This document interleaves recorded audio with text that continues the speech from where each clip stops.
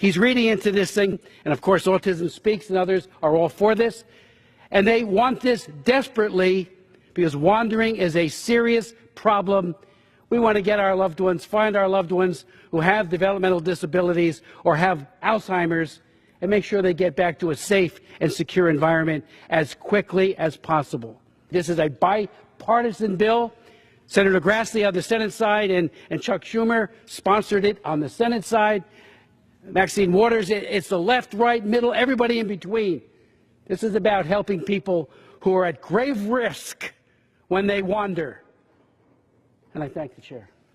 The reason I heard about this bill, my staff tells me we just got a call from someone who has an autistic child, and they are scared to death that the federal government is going to start a tracking program for kids with autism.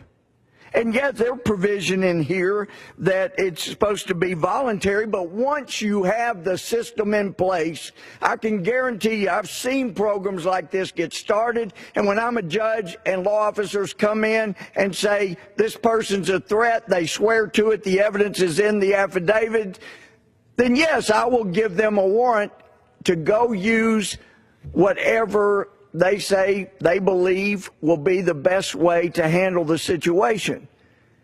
Once it's in place, it's going to be used by more than parents. You can count on it. And if you look at page 17, the Attorney General shall determine the criteria. The Attorney General shall determine the criteria for determining who should have direct access to the tracking system and determine what's non-invasive, what's non-permanent.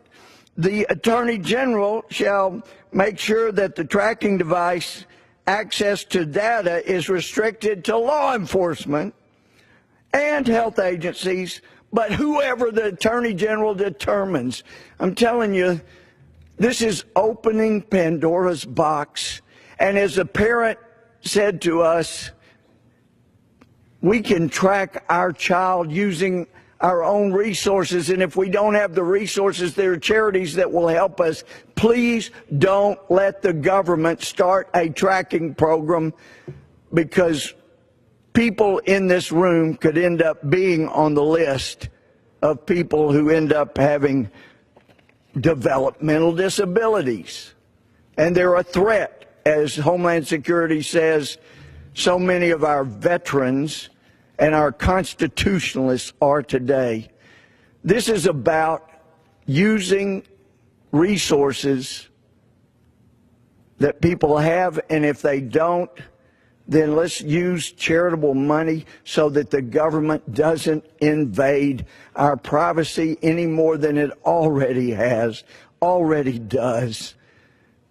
I care about the injuries. I've devoted so much of my life to punishing those who violate people's space, that harm others, that kill others. I have not backed away from that commitment. But the government's job is not to be a dictator or to be a big brother. We never do that well. And with that, I yield back.